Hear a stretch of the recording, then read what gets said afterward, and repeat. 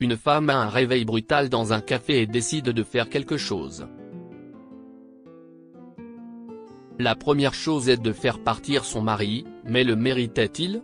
Debra Sky était une femme de 52 ans qui était très jeune d'esprit.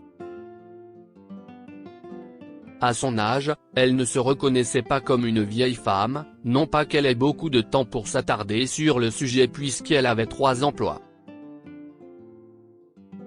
C'était pour subvenir aux besoins de sa famille, car elle était le soutien de famille. Son mari, Austin Sky, est un homme qui est lentement devenu un fardeau après avoir perdu son emploi il y a plus de 20 ans. Au début, il a cherché un emploi par tous les moyens sans succès, mais après un certain temps, il a cessé de chercher. Austin était tombé amoureux de la vie en tant que personne dépendante, et peu à peu, son passe-temps est devenu s'allonger sur le canapé devant la télévision, boire de la bière et manger des chips. Son corps a été la première chose à changer, et le reste a suivi. Il était bien nourri et habillé, même s'il ne travaillait plus. C'était un rêve devenu réalité pour un homme qui a toujours été paresseux dans l'âme. Tout lui suffit, grâce à Debra qui travaille à différents postes, mais il ne semble pas remarquer les efforts qu'elle fait. Ils s'étaient mariés alors qu'il était à peine adulte, Debra avait 19 ans et lui 20, et ils étaient éperdument amoureux l'un de l'autre. Si Esti a cet amour que Debra pense en continuant d'espérer qu'Austin se remette à chercher du travail. Elle est même restée son fervent défenseur lorsque ses proches se sont ligués pour le ridiculiser.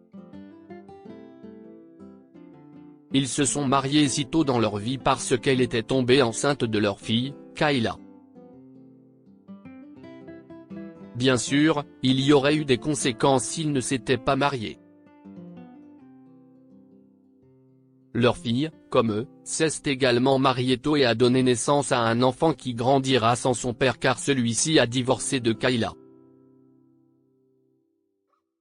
Livrée à elle-même pour s'occuper de son enfant tout en ne pouvant pas aller travailler à cause de l'enfant mineur dont elle avait la charge, Kayla avait besoin d'aide, et Debra était celle à qui elle l'avait demandé. Mère fiable, Debra a choisi de participer financièrement, donnant à Kayla une allocation régulière pour qu'elle puisse prendre soin d'elle et de son enfant. L'argent n'a jamais manqué, et Kayla a cessé de chercher un emploi convenable et a commencé à dépendre uniquement de l'allocation qu'elle recevait. Cela a continué ainsi pendant longtemps jusqu'à ce qu'un jour, Debra ait une prise de conscience douloureuse. Ce jour-là, tout s'est passé comme les autres, la femme a quitté son domicile tôt et s'est arrêtée au Starbucks pour prendre son café. Une fois dans le café, elle rejoint une file de 3 personnes et attend patiemment son tour en gardant un œil sur sa montre. Gordon va me manger toute crue si j'arrive en retard aujourd'hui, se dit-elle. Son patron connaissait le nombre de ses emplois et la laissait généralement tranquille, mais Debra savait qu'elle avait poussé sa chance ces derniers jours. Alors qu'elle tapait impatiemment du pied, plusieurs adolescents sont entrés effrontément dans le café et ont fait la queue juste au moment où c'était son tour. Le caissier, un jeune homme à l'air ennuyé, ne dit rien et commence simplement à leur répondre. Debra ne croyait pas ses yeux. Excusez-moi, dit-elle en serrant les dents. Vous ne me voyez pas me tenir ici? C'était mon tour. Je suis désolé madame, ce sont des enfants, n'est-ce pas? Dit l'homme derrière le comptoir, offrant un sourire gêné. Si est quoi votre problème de toute façon? Dit l'un des adolescents. Ouais, vous êtes pressé d'aller quelque part? Dit un autre d'une voix moqueuse. Je ne pense pas que les retraités aient un endroit où ils doivent se dépêcher, madame, dit le troisième adolescent. Vous pouvez faire la queue toute la journée si vous voulez, s'exclament-ils en chœur en allant chercher leur commande à l'autre bout. Debra n'avait jamais rencontré d'enfant aussi indiscipliné auparavant, et cela l'a choquée, mais pas autant que ceux qui l'ont dit. Quand elle est retournée à sa voiture, elle a pris un long moment à se regarder dans le miroir.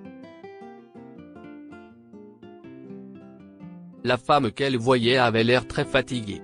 De nombreuses rides étaient apparues sur son visage, et ses cheveux sombres faisaient lentement place à des cheveux gris.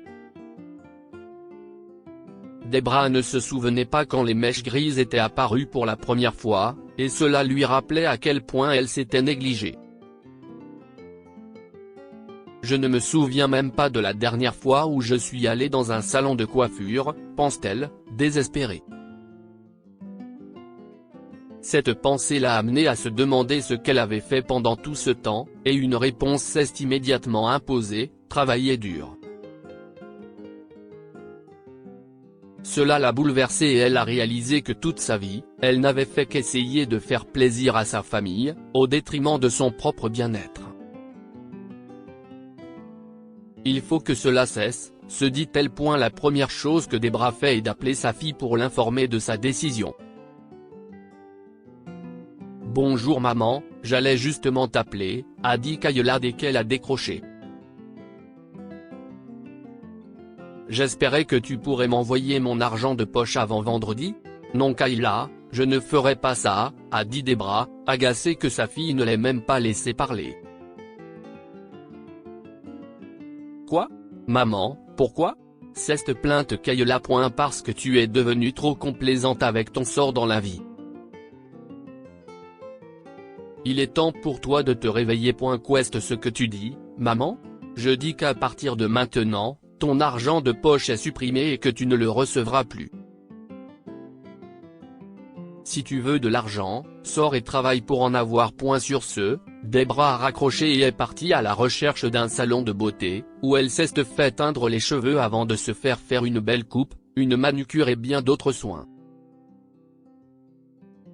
Elle a éteint son téléphone pour profiter de ce qui était devenu une expérience inédite, et après cela, elle s'est dirigée vers un centre commercial et s'est acheté plusieurs belles robes, dont une qu'elle a décidé de porter pour rentrer chez elle. Ces vieux vêtements n'ont pas quitté le centre commercial avec elle. En arrivant chez elle, son mari, qui avait pris un appel de son patron redirigé vers leur ligne fixe, lui a demandé où elle était allée. « Deux de tes patrons ont dit que tu ne t'étais pas présenté à ton poste », dit Austin de sa position sur le canapé. Lorsqu'il se retourne pour regarder Debra, il cracha la bouchée de chips qu'il avait dans la bouche. « Deb, si est-ce toi ? » demande-t-il en écarquillant les yeux. « Oui, si est-ce moi », répondit-elle avec raideur. « Tu es allé faire du shopping alors que tu étais censé travailler ? » lui demanda-t-il avec colère. Elle lui a donné une réponse vague, mais il a commencé à la gronder sur l'argent qu'elle avait gaspillé en s'offrant toutes ces belles choses. Ils étaient au milieu de cette conversation animée lorsque Kayla est entrée dans la maison avec toute la confiance d'une personne juste qui a été trompée. « Pourquoi as-tu supprimé mon argent de poche ? » a-t-elle demandé sans s'arrêter. Au bout d'un moment, elle a observé le nouveau look de sa mère et lui a fait remarquer à quel point elle était à l'aise de dépenser autant pour elle-même tout en refusant de l'aider. Debra a dû prendre un moment pour se calmer avant de répondre en expliquant ce qui s'était passé à sa fille. La jeune fille essayait encore de contenir son choc lorsque sa mère s'est tournée vers son père et lui a révélé son désir de divorcer.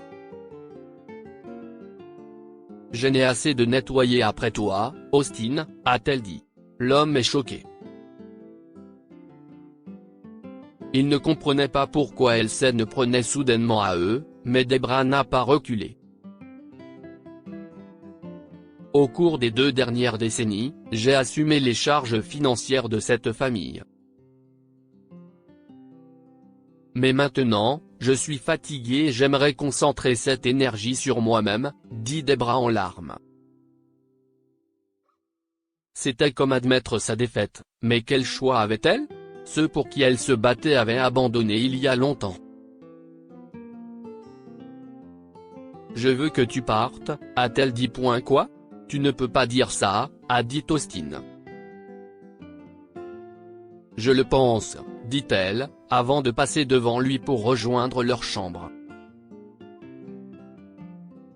Après cette nuit-là, l'orgueil meurtri d'Austin l'a poussé à quitter leur maison sans essayer de demander pardon, et Kayla a cessé de demander de l'argent à Debra. Un mois plus tard, Debra a quitté ses emplois difficiles et peu appréciés et a commencé un emploi qui la passionnait vraiment.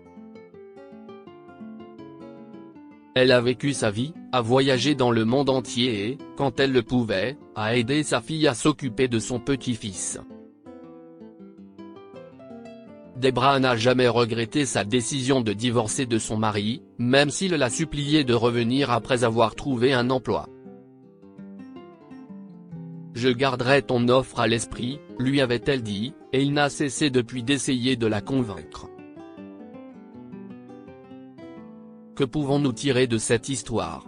L'amour de soi n'est pas négociable. Debra s'est sacrifiée pour sa famille sans penser à elle jusqu'à ce que des enfants mal élevés lui fassent remarquer à quel point cela l'affectait. Sa prise de conscience a entraîné un changement, et elle a pu recommencer à vivre pour elle-même. Ne jamais cesser d'essayer. Kayla et Austin ont abandonné si facilement parce qu'ils obtenaient tout ce dont ils avaient besoin grâce à Debra, qui ne se plaignait jamais. Ils ont oublié que la seule façon d'avancer était d'essayer, mais heureusement, Debra était là pour le leur rappeler. Partagez cette histoire avec vos amis. Elle pourrait égayer leur journée et les inspirer. Si vous avez aimé cette histoire, alors vous aimerez sans doute celle d'une jeune femme sans abri qui épouse un homme âgé sans savoir qu'il est millionnaire. Abonnez-vous à Mon Mama sur Google News.